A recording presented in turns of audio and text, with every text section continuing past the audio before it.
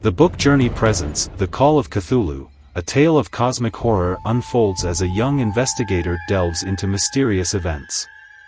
From forgotten cities to ocean depths, he uncovers fragments of an ancient mythos, blurring sanity and reality. With each revelation, the narrative intensifies, leading to a chilling climax where the true nature of terror is revealed. Embark on this chilling journey into the unknown, where the call of Cthulhu beckons and sanity hangs by a thread. And remember to subscribe for more spine-tingling adventures. Epigraph. Of such great powers or beings there may be conceivably a survival of a hugely remote period when consciousness was manifested, perhaps, in shapes and forms long since withdrawn before the tide of advancing humanity, forms of which poetry and legend alone have caught a flying memory and called them gods, monsters, mythical beings of all sorts and kinds. Algernon Blackwood. Part 1. The Horror in Clay. The most merciful thing in the world, I think, is the inability of the human mind to correlate all its contents. We live on a placid island of ignorance in the midst of black seas of infinity, and it was not meant that we should voyage far. The sciences, each straining in its own direction, have hitherto harmed us little, but someday the piecing together of dissociated knowledge will open up such terrifying vistas of reality, and of our frightful position therein, that we shall either go mad from the revelation or flee from the light into the peace and safety of a new dark age. Theosophists have guessed at the awesome grandeur of the cosmic cycle wherein our world and human race form transient incidents. They have hinted at strange survivals in terms which would freeze the blood if not masked by a bland optimism. But it is not from them that there came the single glimpse of forbidden eons which chills me when I think of it and maddens me when I dream of it. That glimpse, like all dread glimpses of truth, flashed out from an accidental piecing together of separated things, in this case an old newspaper item and the notes of a dead professor. I hope that no one else will accomplish this piecing out. Certainly, if I live, I shall never knowingly supply a link in so hideous a chain. I think that the professor, too, intended to keep silent regarding the part he knew, and that he would have destroyed his notes had not sudden death seized him. My knowledge of the thing began in the winter of 1926-27 with the death of my great-uncle, George Gamble Angel, Professor Emeritus of Semitic Languages in Brown University, Providence, Rhode Island. Professor Angel was widely known as an authority on ancient inscriptions and had frequently been resorted to by the heads of prominent museums, so that his passing at the age of 92 may be recalled by many. Locally, interest was intensified by the obscurity of the cause of death. The professor had been stricken whilst returning from the Newport boat, falling suddenly, as witnesses said, after having been jostled by a nautical-looking Negro who had come from one of the queer dark courts on the precipitous hillside which formed a short cut from the waterfront to the deceased's home in Williams Street. Physicians were unable to find any visible disorder, but concluded after perplexed debate that some obscure lesion of the heart, induced by the brisk ascent of so steep a hill by so elderly a man, was responsible for the end. At the time I saw no reason to dissent from this dictum, but latterly I am inclined to wonder, and more than wonder. As my great-uncle's heir and executor, for he died a childless widower, I was expected to go over his papers with some thoroughness, and for that purpose moved his entire set of files and boxes to my quarters in Boston. Much of the material which I correlated will be later published by the American Archaeological Society, but there was one box which I found exceedingly puzzling and which I felt much averse from showing to other eyes. It had been locked and I did not find the key till it occurred to me to examine the personal ring which the professor carried in his pocket. Then, indeed, I succeeded in opening it, but when I did so seemed only to be confronted by a greater and more closely locked barrier. For what could be the meaning of the queer clay bas relief and the disjointed jottings, ramblings, and cuttings which I found? Had my uncle, in his latter years, become credulous of the most superficial impostures? I resolved to search out the eccentric sculptor responsible for this apparent disturbance of an old man's peace of mind. The bas-relief was a rough rectangle less than an inch thick and about 5 by 6 inches in area, obviously of modern origin. Its designs, however, were far from modern in atmosphere and suggestion, for, although the vagaries of cubism and futurism are many and wild, they do not often reproduce that cryptic regularity which lurks in prehistoric writing. And writing of some kind. The bulk of these designs seemed certainly to be, though my memory, despite much the papers and collections of my uncle, failed in any way to identify this particular species or even hint at its remotest affiliations. Above these apparent hieroglyphics was a figure of evident pictorial intent, though its impressionistic execution forbade a very clear idea of its nature. It seemed to be a sort of monster or symbol representing a monster of a form which only a diseased fancy could conceive. If I say that my somewhat extravagant imagination yielded simultaneous pictures of an octopus, a dragon, and a human caricature, I shall not be unfaithful to the spirit of the thing. A pulpy, tentacled head surmounted a grotesque and scaly body with rudimentary wings, but it was the general outline of the whole which made it most shockingly frightful. Behind the figure was a vague suggestion of a cyclopean architectural background. The writing accompanying this oddity was, aside from a stack of press cuttings, in Professor Engel's most recent hand, and made no pretense to literary style.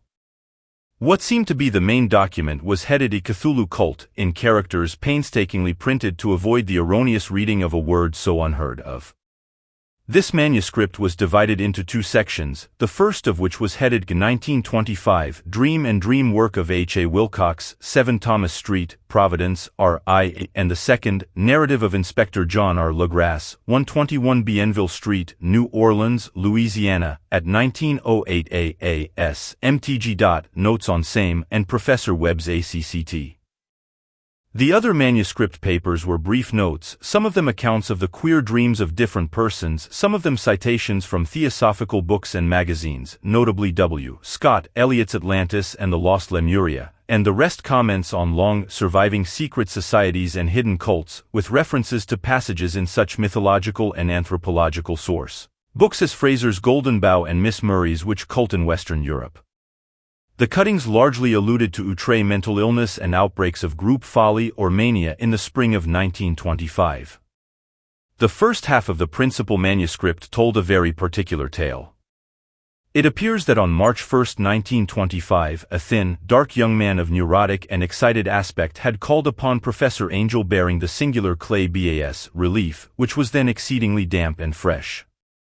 His card bore the name of Henry Anthony Wilcox, and my uncle had recognized him as the youngest son of an excellent family slightly known to him, who had latterly been studying sculpture at the Rhode Island School of Design and living alone at the Fleur de Lis building near that institution. Wilcox was a precocious youth of known genius but great eccentricity, and had from childhood excited attention through the strange stories and odd dreams he was in the habit of relating. He called himself psychically hypersensitive, but the staid folk of the ancient commercial city dismissed him as merely a queer. Never mingling much with his kind, he had dropped gradually from social visibility, and was now known only to a small group of aesthetes from other towns. Even the Providence Art Club, anxious to preserve its conservatism, had found him quite hopeless. On the occasion of the visit, ran the professor's manuscript, the sculptor abruptly asked for the benefit of his host's archaeological knowledge in identifying the hieroglyphics of the bas-relief. He spoke in a dreamy, stilted manner which suggested pose and alienated sympathy, and my uncle showed some sharpness in replying, for the conspicuous freshness of the tablet implied kinship with anything but archaeology. Young Wilcox's rejoinder, which impressed my uncle enough to make him recall and record it verbatim, was of a fantastically poetic cast which must have typified his whole conversation, and which I have since found highly characteristic of him. He said, "It is new, indeed, for I made it last night in a dream of strange cities, and dreams are older than brooding Tyre, or the contemplative Sphinx, or garden-girdled Babylon." It was then that he began that rambling tale which suddenly played upon a sleeping memory and won the fevered interest of my uncle.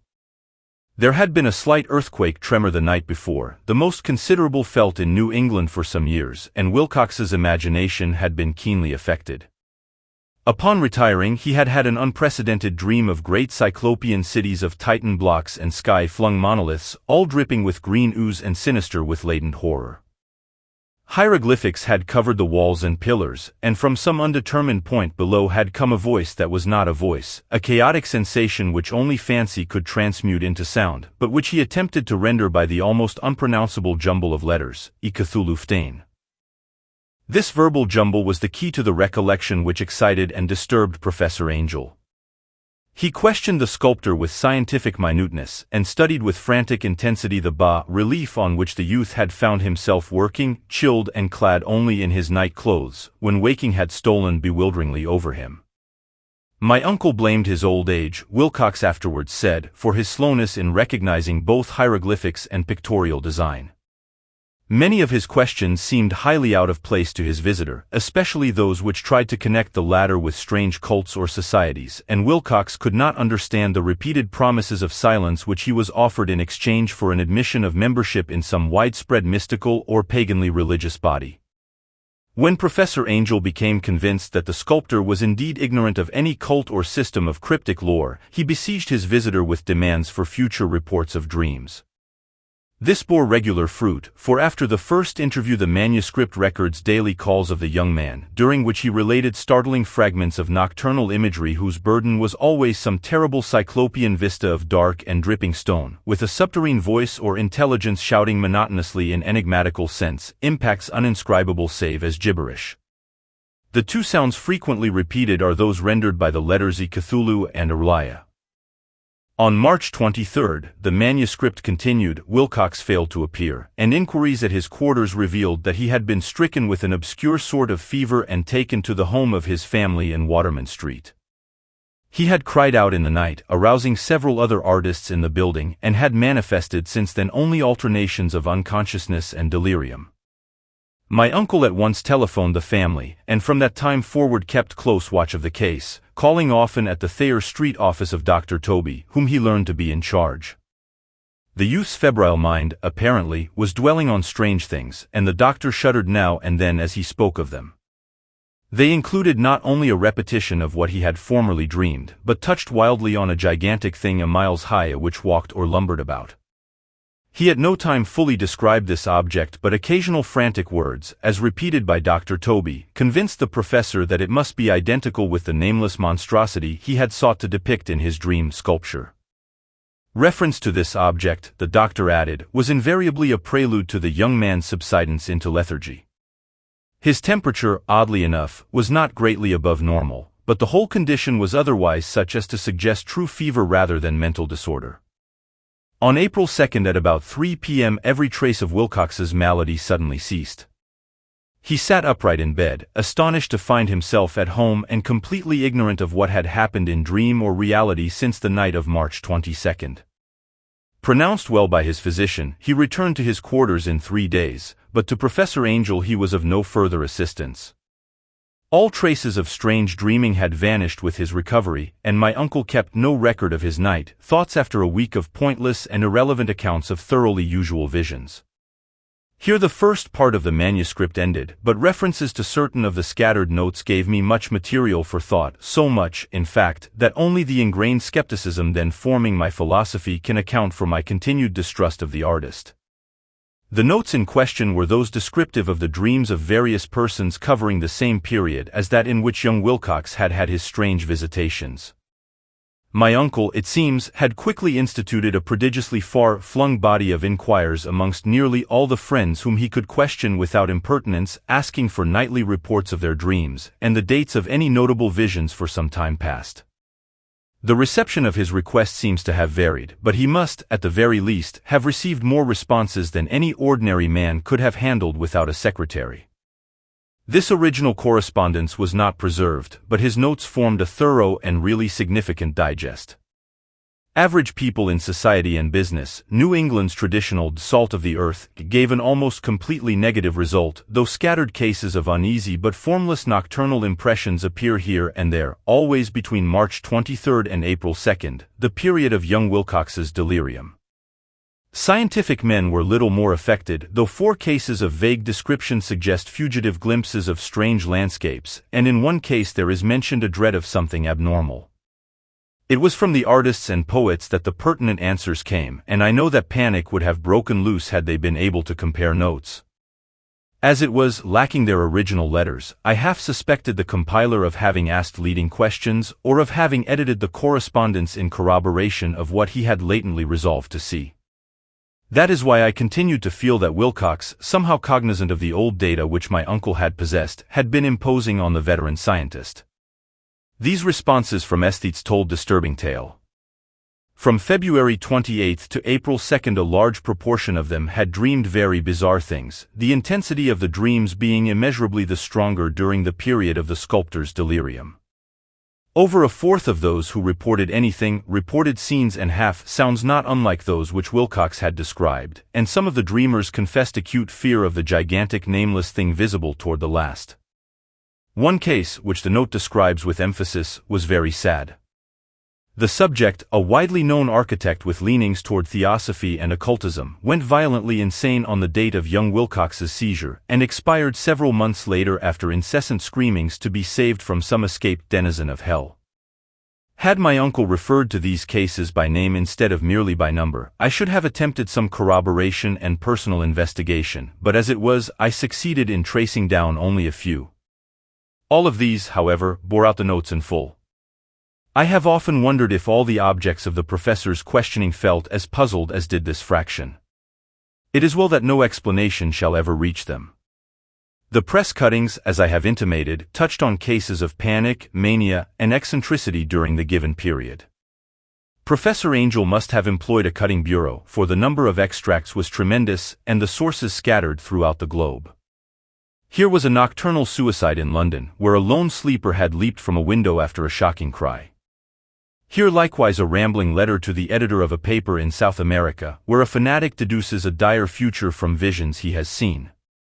A dispatch from California describes a theosophist colony as donning white robes en masse for some inglorious fulfillment which never arrives, whilst items from India speak guardedly of serious native unrest toward the end of March 22 to 23. The west of Ireland, too, is full of wild rumor and legendary, and a fantastic painter named Ardois Bonneau hangs a blasphemous dream landscape in the Paris Spring Salon of 1926. And so numerous are the recorded troubles in insane asylums that only a miracle can have stopped the medical fraternity from noting strange parallelisms and drawing mystified conclusions. A weird bunch of cuttings, all told, and I can at this date scarcely envisage the callous rationalism with which I set them aside. But I was then convinced that young Wilcox had known of the older matters mentioned by the professor. Part 2. The Tale of Inspector Legrasse. The older matters which had made the sculptor's dream and bas relief so significant to my uncle formed the subject of the second half of his long manuscript. Once before, it appears, Professor Angel had seen the hellish outlines of the nameless monstrosity, puzzled over the unknown hieroglyphics, and heard the ominous syllables which can be rendered only as Cthulhu, and all this in so stirring and horrible a connection that it is small wonder he pursued young Wilcox with queries and demands for data. This earlier experience had come in 1908, 17 years before, when the American Archaeological Society held its annual meeting in St. Louis. Professor Angel, as befitted one of his authority and attainments, had had a prominent part in all the deliberations, and was one of the first to be approached by the several outsiders who took advantage of the convocation to offer questions for correct answering and problems for expert solution. The chief of these outsiders, and in a short time the focus of interest for the entire meeting, was a commonplace-looking middle-aged man who had traveled all the way from New Orleans for certain special information unobtainable from any local source. His name was John Raymond Legrasse, and he was by profession an inspector of police. With him he bore the subject of his visit, a grotesque, repulsive, and apparently very ancient stone statuette whose origin he was at a loss to determine. It must not be fancied that Inspector Legrasse had the least interest in archaeology. On the contrary, his wish for enlightenment was prompted by purely professional considerations.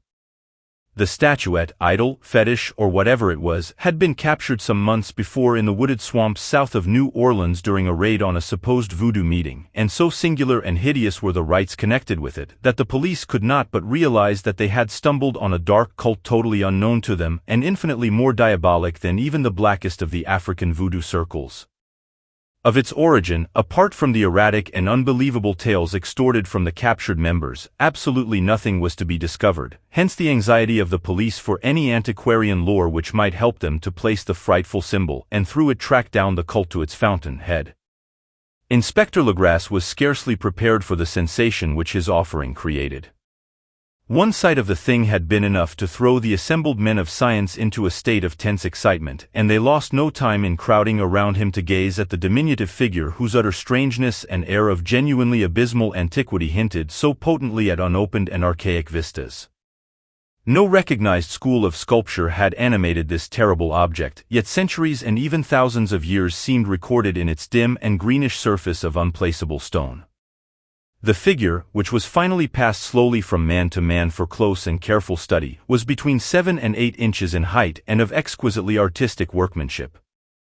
It represented a monster of vaguely anthropoid outline, but with an octopus-like head whose face was a mass of feelers, a scaly, rubbery-looking body, prodigious claws on hind and fore feet, and long, narrow wings behind. This thing, which seemed instinct with a fearsome and unnatural malignancy, was of a somewhat bloated corpulence and squatted evilly on a rectangular block or pedestal covered with undecipherable characters. The tips of the wings touched the back edge of the block, the seat occupied the center, whilst the long, curved claws of the doubled-up, crouching hind legs gripped the front edge and extended a quarter of the way clown toward the bottom of the pedestal. The cephalopod head was bent forward, so that the ends of the facial feelers brushed the backs of huge forepaws which clasped the croucher's elevated knees. The aspect of the whole was abnormally life-like, and the more subtly fearful because its source was so totally unknown. Its vast, awesome, and incalculable age was unmistakable, yet not one link did it show with any known type of art belonging to civilization's youth, or indeed to any other time. Totally separate and apart, its very material was a mystery, for the soapy, greenish-black stone with its golden or iridescent flecks and striations resembled nothing familiar to geology or mineralogy. The characters along the base were equally baffling, and no member present, despite a representation of half the world's expert learning in this field, could form the least notion of even their remotest linguistic kinship. They, like the subject and material, belonged to something horribly remote and distinct from mankind as we know it. Something frightfully suggestive of old and unhallowed cycles of life in which our world and our conceptions have no part. And yet, as the members severally shook their heads and confessed defeat at the inspector's problem, there was one man in that gathering who suspected a touch of bizarre familiarity in the monstrous shape and writing, and who presently told with some diffidence of the odd trifle he knew. This person was the late William Channing Webb, professor of anthropology in Princeton University and an explorer of no slight note. Professor Webb had been engaged, 48 years before, in a tour of Greenland and Iceland in search of some runic inscriptions which he failed to unearth, and whilst high up on the West Greenland coast had encountered a singular tribe or cult of degenerate Eskimo whose religion, a curious form of devil worship, chilled him with its deliberate bloodthirstiness and repulsiveness. It was a faith of which other Eskimo knew little, and which they mentioned only with shudders, saying that it had come down from horribly ancient eons before ever the world was made. Besides nameless rites and human sacrifices, there were certain queer hereditary rituals addressed to a supreme elder devil or Tornasuk, and of this Professor Webb had taken a careful phonetic copy from an aged Angkok or wizard, priest, expressing the sounds in Roman letters as best he knew how. But just now of prime significance was the fetish which this cult had cherished, and around which they danced when the aurora leaped high over the ice cliffs. It was, the professor stated, a very crude bas relief of stone, comprising a hideous picture and some cryptic writing. And so far as he could tell, it was a rough parallel in all essential features of the bestial thing now lying before the meeting. This data, received with suspense and astonishment by the assembled members, proved doubly exciting to Inspector Legrasse, and he began at once to ply his informant with questions. Having noted and copied an oral ritual among the swamp cult worshippers his men had arrested, he besought the professor to remember as best he might the syllables taken down amongst the diabolist Eskimo. There then followed an exhaustive comparison of details, and a moment of really awed silence when both detective and scientist agreed on the virtual identity of the phrase common to two hellish rituals so many worlds of distance apart. What, in substance, both the Eskimo wizards and the Louisiana swamp priests had chanted to their kindred idols was something very like this, the word divisions being guessed at from traditional breaks in the phrase as chanted aloud. Pechangruj mgiel vunaf kefulu erlich vgachnaguftagne. Legrasse had 1 point in advance of Professor Webb, for several among his mongrel prisoners had repeated to him what older celebrants had told them the words meant. This text, as given, ran something like this. In his house at R'lyeh dead Cthulhu waits dreaming. And now, in response to a general and urgent demand, Inspector Legrasse related as fully as possible his experience with the swamp worshippers, telling a story to which I could see my uncle attached profound significance. It savored of the wildest dreams of myth, maker and theosophist, and disclosed an astonishing degree of cosmic imagination among such half-castes and pariahs as might be least expected to possess it. On November 1, 1907, there had come to the New Orleans police a frantic summons from the swamp and lagoon country to the south.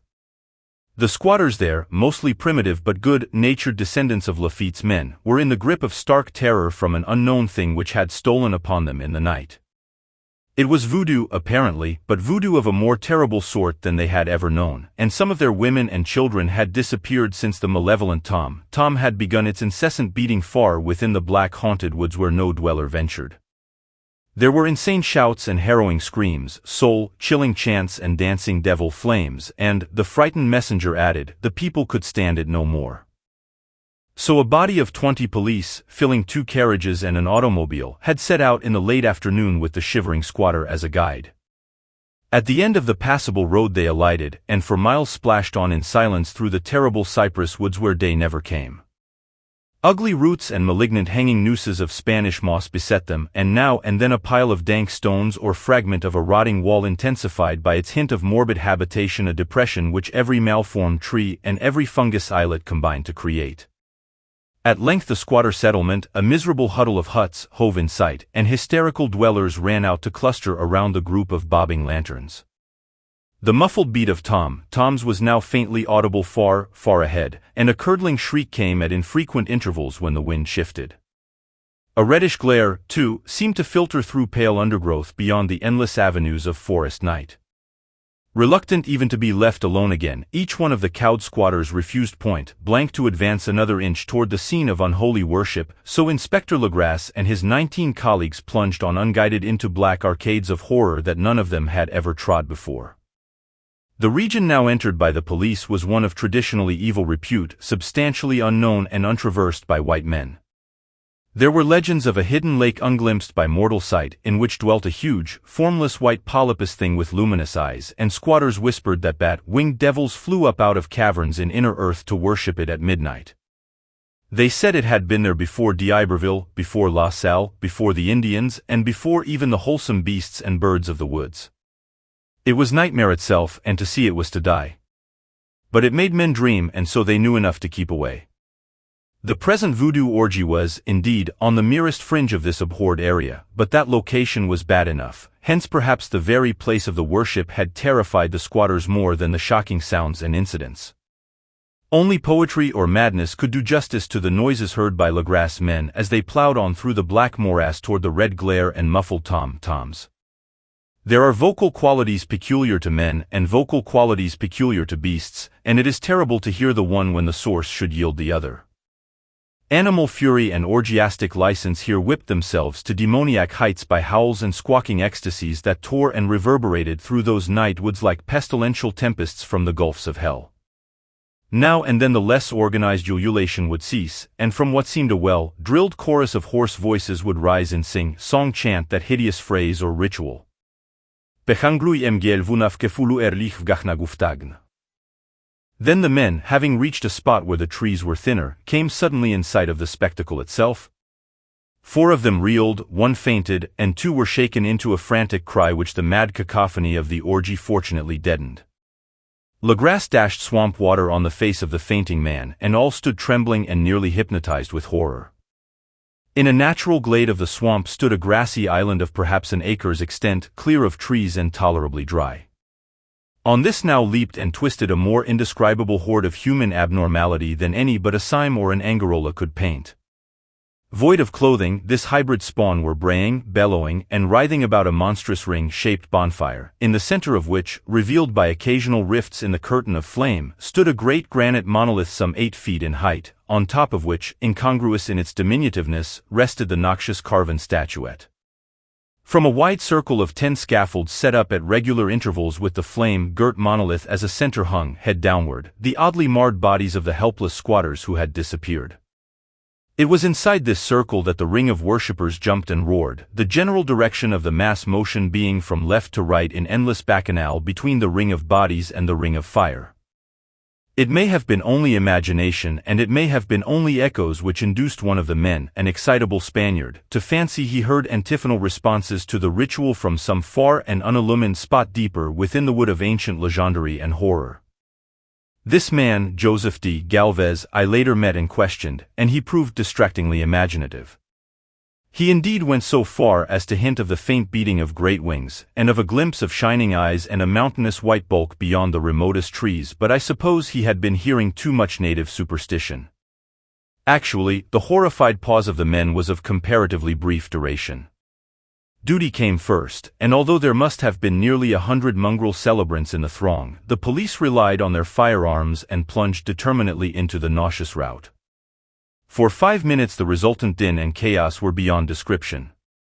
Wild blows were struck, shots were fired, and escapes were made, but in the end Legrasse was able to count some 47 sullen prisoners, whom he forced to dress in haste and fall into line between 2 rows of policemen. 5 of the worshippers lay dead, and 2 severely wounded ones were carried away on improvised stretchers by their fellow prisoners. The image on the monolith, of course, was carefully removed and carried back by Legrasse. Examined at headquarters after a trip of intense strain and weariness, the prisoners all proved to be men of a very low, mixed-blooded, and mentally aberrant type. Most were seamen, and a sprinkling of Negroes and mulattoes, largely West Indians or Brava Portuguese from the Cape Verde Islands, gave a coloring of voodooism to the heterogeneous cult. But before many questions were asked, it became manifest that something far deeper and older than Negro fetishism was involved. Degraded and ignorant as they were, the creatures held with surprising consistency to the central idea of their loathsome faith. They worshipped, so they said, the great old ones who lived ages before there were any men, and who came to the young world out of the sky. Those old ones were gone now, inside the earth and under the sea, but their dead bodies had told their secrets in dreams to the first men, who formed a cult which had never died. This was that cult, and the prisoners said it had always existed and always would exist, hidden in distant wastes and dark places all over the world until the time when the great priest Cthulhu, from his dark house in the mighty city of R'lyeh under the waters, should rise and bring the earth again beneath his sway. Some day he would call, when the stars were ready, and the secret cult would always be waiting to liberate him. Meanwhile no more must be told. There was a secret which even torture could not extract. Mankind was not absolutely alone among the conscious things of earth, for shapes came out of the dark to visit the faithful few. But these were not the great old ones. No man had ever seen the old ones. The carven idol was great Cthulhu, but none might say whether or not the others were precisely like him. No one could read the old writing now, but things were told by word of mouth. The chanted ritual was not the secret, that was never spoken aloud, only whispered. The chant meant only this: in his house at R'lyeh dead Cthulhu waits dreaming. Only 2 of the prisoners were found sane enough to be hanged, and the rest were committed to various institutions. All denied a part in the ritual murders, and averred that the killing had been done by black-winged ones which had come to them from their immemorial meeting place in the haunted wood. But of those mysterious allies no coherent account could ever be gained. What the police did extract came mainly from the immensely aged mestizo named Castro, who claimed to have sailed to strange ports and talked with undying leaders of the cult in the mountains of China. Old Castro remembered bits of hideous legend that paled the speculations of theosophists and made man and the world seem recent and transient indeed. There had been eons when other things ruled on the earth, and they had had great cities. Remains of them, he said the deathless Chinamen had told him, were still be found as cyclopean stones on islands in the Pacific. They all died vast epochs of time before men came, but there were arts which could revive them when the stars had come round again to the right positions in the cycle of eternity. They had, indeed, come themselves from the stars, and brought their images with them. These great old ones, Castro continued, were not composed altogether of flesh and blood. They had shape, for did not this star-fashioned image prove it? But that shape was not made of matter. When the stars were right, they could plunge from world to world through the sky, but when the stars were wrong, they could not live. But although they no longer lived, they would never really die. They all lay in stone houses in their great city of R'lyeh, preserved by the spells of mighty Cthulhu for a glorious resurrection when the stars and the earth might once more be ready for them. But at that time some force from outside must serve to liberate their bodies. The spells that preserved them intact likewise prevented them from making an initial move, and they could only lie awake in the dark and think whilst uncounted millions of years rolled by. They knew all that was occurring in the universe, for their mode of speech was transmitted thought. Even now they talked in their tombs. When, after infinities of chaos, the first men came, the great old ones spoke to the sensitive among them by molding their dreams, for only thus could their language reach the fleshly minds of mammals. Then, whispered Castro, those first men formed the cult around tall idols which the great ones showed them, idols brought in dim eras from dark stars. That cult would never die till the stars came right again, and the secret priests would take great Cthulhu from his tomb to revive his subjects and resume his rule of earth. The time would be easy to know, for then mankind would have become as the great old ones, free and wild and beyond good and evil, with laws and morals thrown aside and all men shouting and killing and leveling in joy. Then the liberated old ones would teach them new ways to shout and kill and revel and enjoy themselves, and all the earth would flame with a holocaust of ecstasy and freedom. Meanwhile the cult, by appropriate rites, must keep alive the memory of those ancient ways and shadow forth the prophecy of their return. In the elder time chosen men had talked with the entombed old ones in dreams, but then something happened. The great stone city R'lyeh, with its monoliths and sepulchres, had sunk beneath the waves, and the deep waters, full of the one primal mystery through which not even thought can pass, had cut off the spectral intercourse. But memory never died, and the high priest said that the city would rise again when the stars were right. Then came out of the earth the black spirits of earth, moldy and shadowy, and full of dim rumors picked up in caverns beneath forgotten sea bottoms. But of the mold Castro dared not speak much. He cut himself off hurriedly, and no amount of persuasion or subtlety could elicit more in this direction. The size of the old ones, too, he curiously declined to mention. Of the cult, he said that he thought the center lay amid the pathless desert of Arabia, where Iram, the city of pillars, dreams hidden and untouched. It was not allied to the European witch cult and was virtually unknown beyond its members. No book had ever really hinted of it, though the deathless Chinamen said that there were double meanings in the Necronomicon of the mad Arab Abdul al-Hazard which the initiated might read as they chose, especially the much-discussed couplet. That is not dead which can eternal lie, and with strange aeons even death may die. Legrasse, deeply impressed and not a little bewildered, had inquired in vain concerning the historic affiliations of the cult. Castro, apparently, had told the truth when he said that it was wholly secret.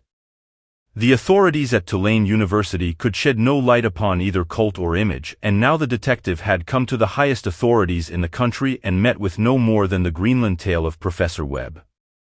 The feverish interest aroused at the meeting by Legrasse's tale, corroborated as it was by the statuette, is echoed in the subsequent correspondence of those who attended, although scant mention occurs in the formal publications of the society.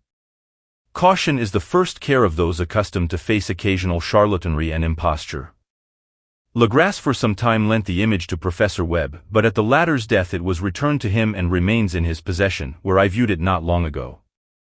It is truly a terrible thing, and unmistakably akin to the dream sculpture of young Wilcox. That my uncle was excited by the tale of the sculptor I did not wonder, for what thoughts must arise upon hearing, after a knowledge of what Legrasse had learned of the cult, of a sensitive young man who had dreamed not only the figure and exact hieroglyphics of the swamp, found image and the Greenland devil tablet, but had come in his dreams upon at least 3 of the precise words of the formula uttered alike by Eskimo diabolists and mongrel Louisianans. Professor Engel's instant start on an investigation of the utmost thoroughness was eminently natural, though privately I suspected young Wilcox of having heard of the cult in some indirect way, and of having invented a series of dreams to heighten and continue the mystery at my uncle's expense. The dream, narratives and cuttings collected by the professor were, of course, strong corroboration, but the rationalism of my mind and the extravagance of the whole subject led me to adopt what I thought the most sensible conclusions. So, after thoroughly studying the manuscript again and correlating the theosophical and anthropological notes with the cult narrative of Legrasse, I made a trip to Providence to see the sculptor and give him the rebuke I thought proper for so boldly imposing upon a learned and aged man. Wilcox still lived alone in the Fleur de Lis building in Thomas Street, a hideous Victorian imitation of 17th-century Breton architecture which flaunts its stuccoed front amidst the lovely colonial houses on the ancient hill, and under the very shadow of the finest Georgian steeple in America. I found him at work in his rooms, and at once conceded from the specimens scattered about that his genius is indeed profound and authentic. He will, I believe, sometime be heard from as one of the great decadents, for he has crystallized in clay and will one day mirror in marble those nightmares and fantasies which Arthur Machen evokes in prose, and Clark Ashton Smith makes visible in verse and in painting. Dark, frail, and somewhat unkempt in aspect, he turned languidly at my knock and asked me my business without rising. Then I told him who I was. He displayed some interest, for my uncle had excited his curiosity in probing his strange dreams, yet had never explained the reason for the study.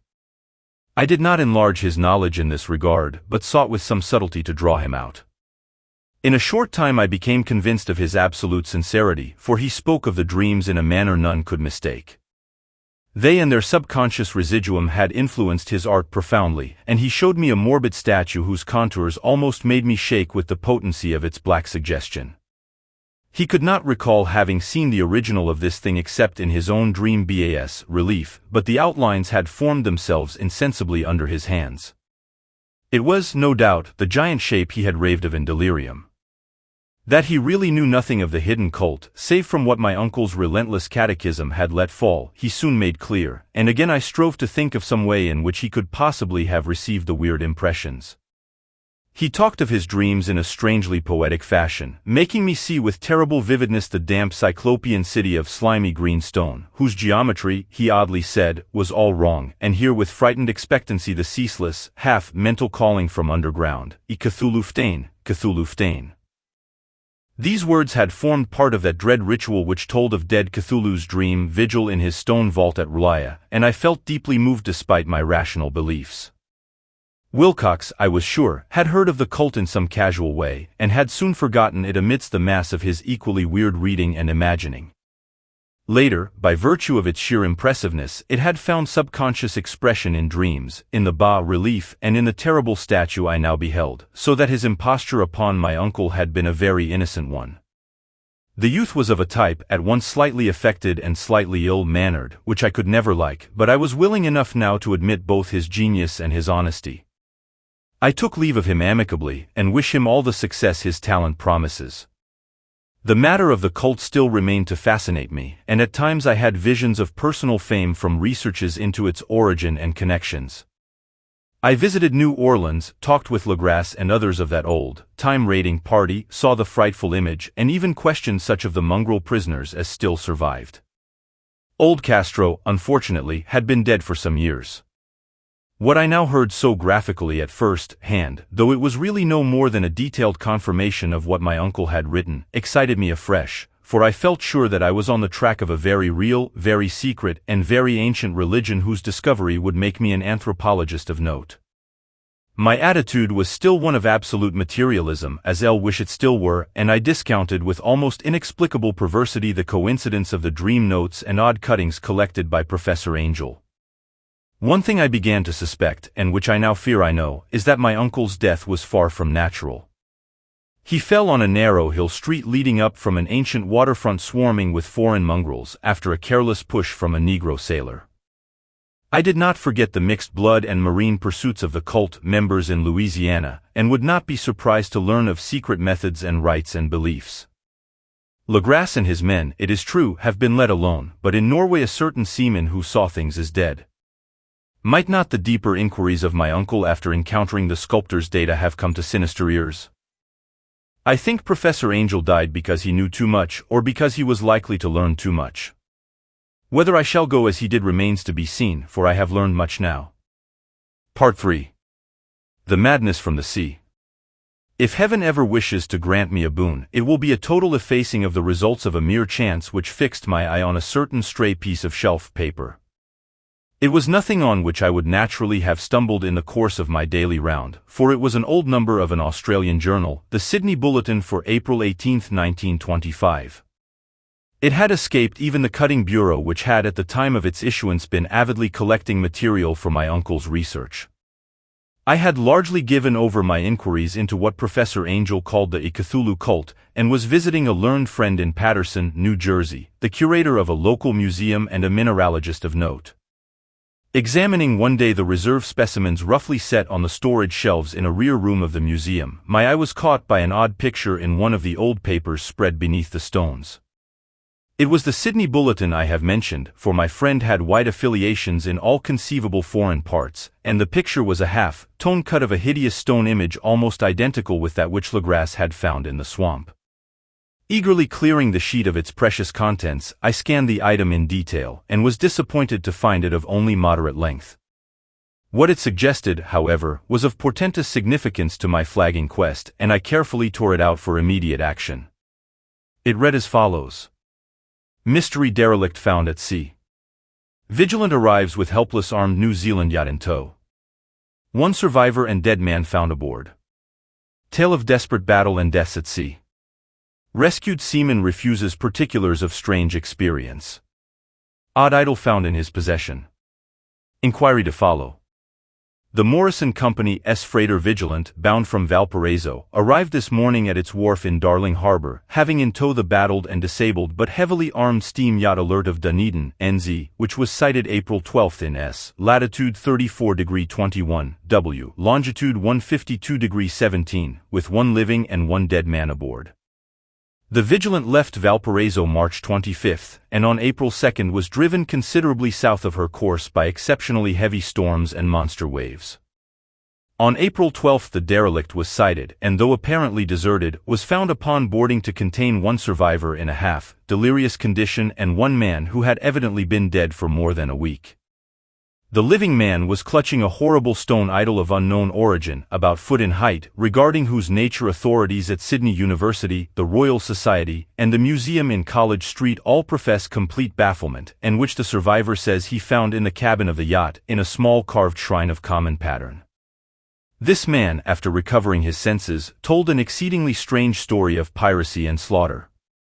He is Gustav Johansen, a Norwegian of some intelligence, and had been second mate of the two-masted schooner Emma of Auckland, which sailed for Callao February 20 with a complement of 11 men.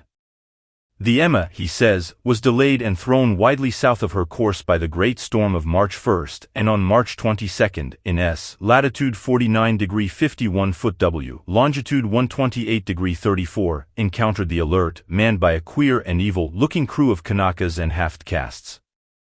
Being ordered peremptorily to turn back, Captain Collins refused, whereupon the strange crew began to fire savagely and without warning upon the schooner with a peculiarly heavy battery of brass cannon forming part of the yacht's equipment. The Emma's men showed fight, says the survivor, and though the schooner began to sink from shots beneath the water line, they managed to heave alongside their enemy and board her, grappling with the savage crew on the yacht's deck and being forced to kill them all, the number being slightly superior, because of their particularly abhorrent and desperate though rather clumsy mode of fighting. 3 of the Emma's men, including Captain Collins and First Mate Green, were killed, and the remaining 8 under Second Mate Johansen proceeded to navigate the captured yacht, going ahead in their original direction to see if any reason for their ordering back had existed. The next day, it appears, they raised and landed on a small island, although none is known to exist in that part of the ocean, and 6 of the men somehow died ashore, though Johansen is queerly reticent about this part of his story, and speaks only of their falling into a rock chasm. Later, it seems, he and one companion boarded the yacht and tried to manage her, but were beaten about by the storm of April 2. From that time till his rescue on the 12th the man remembers little, and he does not even recall when William Bryden, his companion, died.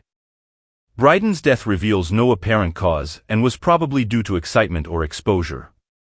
Cable advices from Dunedin report that the Alert was well known there as an island trader and bore an evil reputation along the waterfront. It was owned by a curious group of half-castes whose frequent meetings and night trips to the woods attracted no little curiosity, and it had set sail in great haste just after the storm and earth tremors of March 1.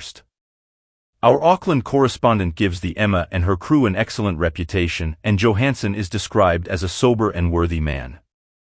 The Admiralty will institute an inquiry on the whole matter beginning tomorrow, at which every effort will be made to induce Johansen to speak more freely than he has done hitherto.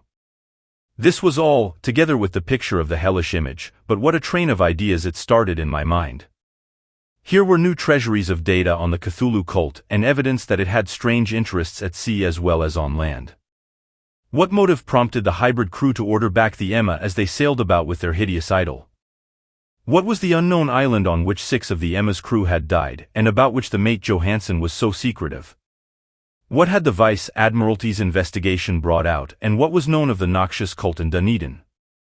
And most marvelous of all, what deep and more than natural linkage of dates was this which gave a malign and now undeniable significance to the various turns of events so carefully noted by my uncle? March 1st or February 28th according to the international date line, the earthquake and storm had come. From Dunedin the Alert and her noisome crew had darted eagerly forth as if imperiously summoned, and on the other side of the earth poets and artists had begun to dream of a strange, dank cyclopean city whilst a young sculptor had molded in his sleep the form of the dreaded Cthulhu.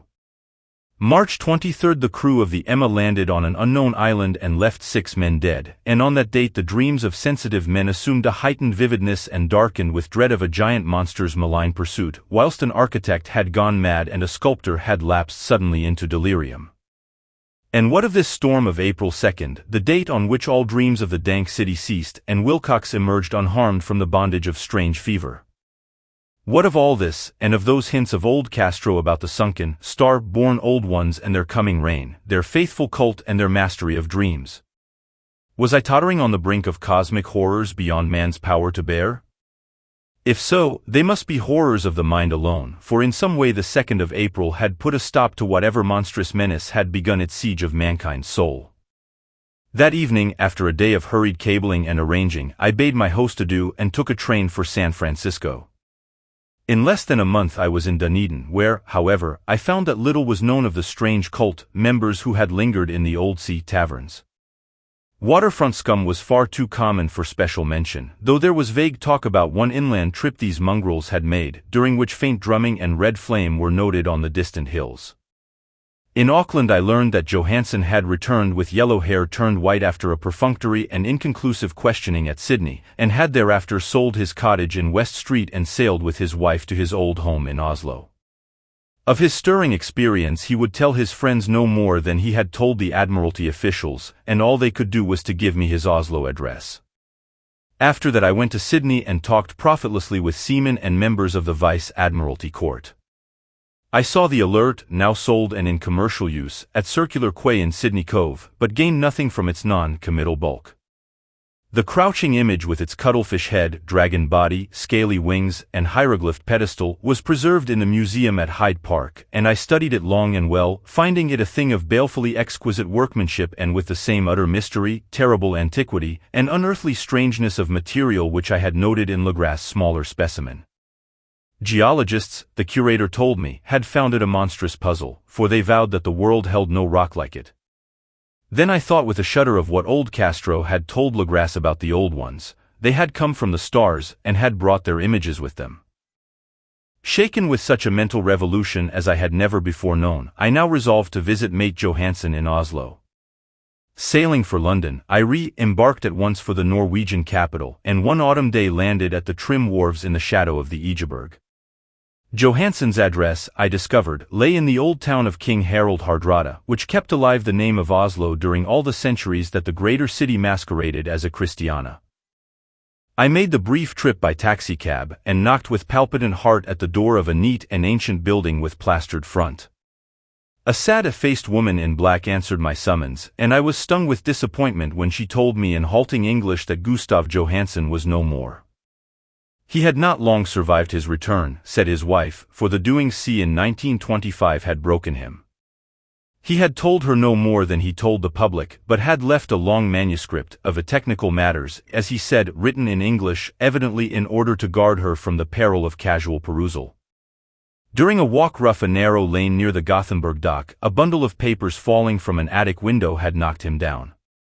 2 Lascar sailors at once helped him to his feet, but before the ambulance could reach him he was dead. Physicians found no adequate cause the end, and laid it to heart trouble and a weakened constitution. I now felt gnawing at my vitals that dark terror which will never leave me till I, too, am at rest, accidentally or otherwise. Persuading the widow that my connection with her husband's technical matters was sufficient to entitle me to his manuscript, I bore the document away and began to read it on the London boat. It was a simple, rambling thing, a naive sailor's effort at a post-facto diary, and strove to recall day by day that last awful voyage. I cannot attempt to transcribe it verbatim in all its cloudiness and redundancy, but I will tell its gist enough to show why the sound the water against the vessel's sides became so unendurable to me that I stopped my ears with cotton. Johansen, thank God, did not know quite all, even though he saw the city and the thing, but I shall never sleep calmly again when I think of the horrors that lurk ceaselessly behind life in time and in space, and of those unhallowed blasphemies from elder stars which dream beneath the sea, known and favored by a nightmare cult ready and eager to loose them upon the world whenever another earthquake shall heave their monstrous stone city again to the sun and air. Johansen's voyage had begun just as he told it to the Vice-Admiralty. The Emma, in ballast, had cleared Auckland on February 20th, and had felt the full force of that earthquake-born tempest which must have heaved up from the sea bottom the horrors that filled men's dreams. Once more under control, the ship was making good progress when held up by the Alert on March 22nd, and I could feel the mate's regret as he wrote of her bombardment and sinking. Of the swarthy cult fiends on the Alert he speaks with significant horror. There was some peculiarly abominable quality about them which made their destruction seem almost a duty, and Johansen shows ingenuous wonder at the charge of ruthlessness brought against his party during the proceedings of the Court of Inquiry. Then, driven ahead by curiosity in their captured yacht under Johansen's command, the men sight a great stone pillar sticking out of the sea, and in S. latitude 47°9 W, longitude L 23°43, come upon a coastline of mingled mud, ooze, and weedy cyclopean masonry which can be nothing less than the tangible substance of Earth's supreme terror, the nightmare corpse, city of R'lyeh, that was built in measureless eons behind history by the vast, loathsome shapes that seeped down from the dark stars. There lay great Cthulhu and his hordes, hidden in green slimy vaults and sending out at last, after cycles incalculable, the thoughts that spread fear to the dreams of the sensitive and called imperiously to the faithful to come on a pilgrimage of liberation and restoration. All this Johansen did not suspect, but God knows he soon saw enough. I suppose that only a single mountain top, the hideous monolith, crowned citadel whereon great Cthulhu was buried, actually emerged from the waters. When I think of the extent of all that may be brooding down there, I almost wish to kill myself forthwith. Johansen and his men were awed by the cosmic majesty of this dripping Babylon of elder demons, and must have guessed without guidance that it was nothing of this or of any sane planet. Awe at the unbelievable size of the greenish stone blocks, at the dizzying height of the great carven monolith, and at the stupefying identity of the colossal statues and bas reliefs with the queer image found in the shrine on the Alert, is poignantly visible in every line of the mate's frightened description. Without knowing what futurism is like, Johansen achieved something very close to it when he spoke of the city, for instead of describing any definite structure or building, he dwells only on broad impressions of vast angles and stone surfaces too great to belong to anything right or proper for this earth, and impious with horrible images and hieroglyphs. I mention his talk about angles because it suggests something Wilcox had told me of his awful dreams. He said that the geometry of the dream place he saw was abnormal, non-Euclidean, and loathsomely redolent of spheres and dimensions apart from ours. Now an unlettered seaman felt the same thing whilst gazing at the terrible reality. Johansen and his men landed at a sloping mud bank on this monstrous acropolis, and clambered slipperily up over Titan oozy blocks which could have been no mortal staircase. The very sun of heaven seemed distorted when viewed through the polarizing miasma welling out from this sea-soaked perversion, and twisted menace and suspense lurked leeringly in those crazily elusive angles of carven rock where a second glance showed concavity after the first showed convexity. Something very like fright had come over all the explorers before anything more definite than rock and ooze and weed was seen. Each would have fled had he not feared the scorn of the others, and it was only half-heartedly that they searched, vainly, as it proved, for some portable souvenir to bear away. It was Rodriguez the Portuguese who climbed up the foot of the monolith and shouted of what he had found. The rest followed him and looked curiously at the immense carved door with the now familiar squid dragon bas relief. It was, Johansen said, like a great barn door, and they all felt that it was a door because of the ornate lintel, threshold, and jambs around it, though they could not decide whether it lay flat like a trap door or slantwise like an outside cellar door. As Wilcox would have said, the geometry of the place was all wrong. One could not be sure that the sea and the ground were horizontal, hence the relative position of everything else seemed phantasmally variable. Bryden pushed at the stone in several places without result. Then Donovan felt over it delicately around the edge, pressing each point separately as he went. He climbed interminably along the grotesque stone molding, that is, one would call it climbing if the thing was not after all horizontal, and the men wondered how any door in the universe could be so vast. Then, very softly and slowly, the acre-great lintel began to give inward at the top, and they saw that it was balanced. Donovan slid or somehow propelled himself down or along the jamb and rejoined his fellows, and everyone watched the queer recession of the monstrously carven portal. In this fantasy of prismatic distortion it moved anomalously in a diagonal way, so that all the rules of matter and perspective seemed upset. The aperture was black with a darkness almost material. That tenebrousness was indeed a positive quality, for it obscured such parts of the inner walls as ought to have been revealed, and actually burst forth like smoke from its aeon-long imprisonment, visibly darkening the sun as it slunk away into the shrunken and gibbous sky on flapping membranous wings. The odor rising from the newly opened depths was intolerable, and at length the quick-eared Hawkins thought he heard a nasty, slopping sound down there. Everyone listened, and everyone was listening still when it lumbered slobberingly into sight and gropingly squeezed its gelatinous green immensity through the black doorway into the tainted outside air of that poisoned city of madness. Poor Johansen's handwriting almost gave out when he wrote of this. Of the 6 men who never reached the ship, he thinks 2 perished of pure fright in that accursed instant. The thing cannot be described, there is no language for such abysms of shrieking and immemorial lunacy, such eldritch contradictions of all matter, force, and cosmic order. A mountain walked or stumbled. God! What wonder that across the earth a great architect went mad, and poor Wilcox raved with fever in that telepathic instant. The thing of the idols, the green, sticky spawn of the stars, had awaked to claim his own. The stars were right again, and what an age-old cult had failed to do by design, a band of innocent sailors had done by accident. After vigintillions of years great Cthulhu was loose again and ravening for delight. 3 men were swept up by the flabby claws before anybody turned. God rest them if there be any rest in the universe. They were Donovan, Guerrera, and Angstrom. Parker slipped as the other 3 were plunging frenziedly over endless vistas of green, crusted rock to the boat, and Johansen swears he was swallowed up by an angle of masonry which shouldn't have been there, an angle which was acute but behaved as if it were obtuse. So only Bryden and Johansen reached the boat and pulled desperately for the alert as the mountainous monstrosity flopped down the slimy stones and hesitated, floundering at the edge of the water. Steam had not been suffered to go down entirely, despite the departure of all hands for the shore, and it was the work of only a few moments of feverish rushing up and down between wheel and engines to get the alert underway. Slowly, amidst the distorted horrors of that indescribable scene, she began to churn the lethal waters, whilst on the masonry of that charnel shore that was not of earth the Titan thing from the stars slavered and gibbered like Polypheme cursing the fleeing ship of Odysseus. Then, bolder than the storied Cyclops, great Cthulhu slid greasily into the water and began to pursue with vast wave-raising strokes of cosmic potency. Bryden looked back and went mad, laughing shrilly as he kept on laughing at intervals till death found him one night in the cabin whilst Johansen was wandering deliriously. But Johansen had not given out yet.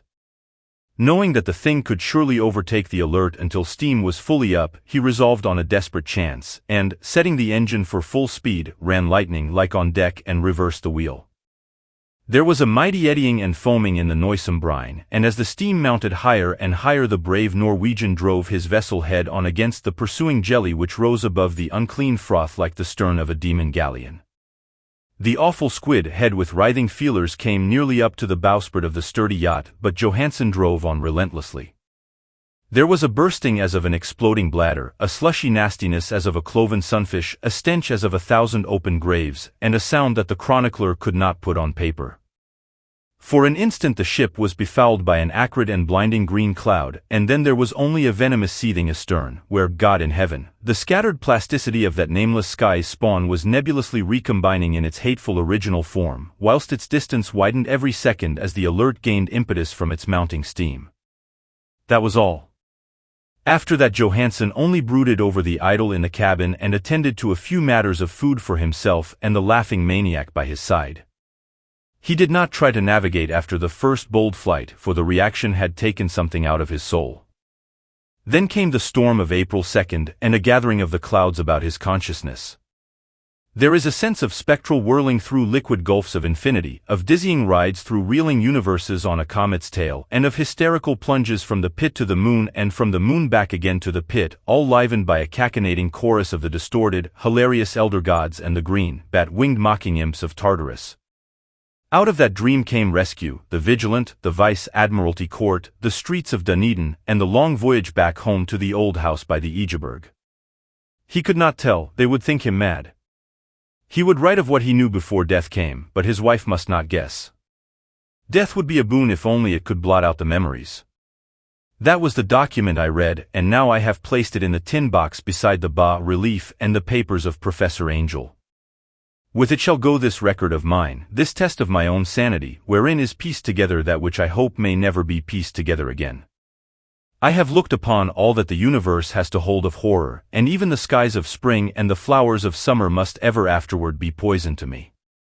But I do not think my life will be long. As my uncle went, as poor Johansen went, so I shall go. I know too much, and the cult still lives. Cthulhu still lives, too, I suppose, again in that chasm of stone which has shielded him since the sun was young. His accursed city is sunken once more, for the Vigilant sailed over the spot after the April storm, but his ministers on earth still bellow and prance and slay around idol-capped monoliths in lonely places. He must have been trapped by the sinking whilst within his black abyss, or else the world would by now be screaming with fright and frenzy. Who knows the end? What has risen may sink, and what has sunk may rise. Loathsomeness waits and dreams in the deep, and decay spreads over the tottering cities of men. A time will come, but I must not and cannot think. Let me pray that, if I do not survive this manuscript, my executors may put caution before audacity and see that it meets no other eye. The end. We hope you've enjoyed the spine-tingling journey through the Call of Cthulhu. Your feedback is invaluable to us. Share your thoughts and comments to help us optimize future experiences. Your input fuels our quest to deliver even more captivating tales. Stay tuned for more thrilling adventures, and don't forget to subscribe to the book journey for a steady supply of gripping stories.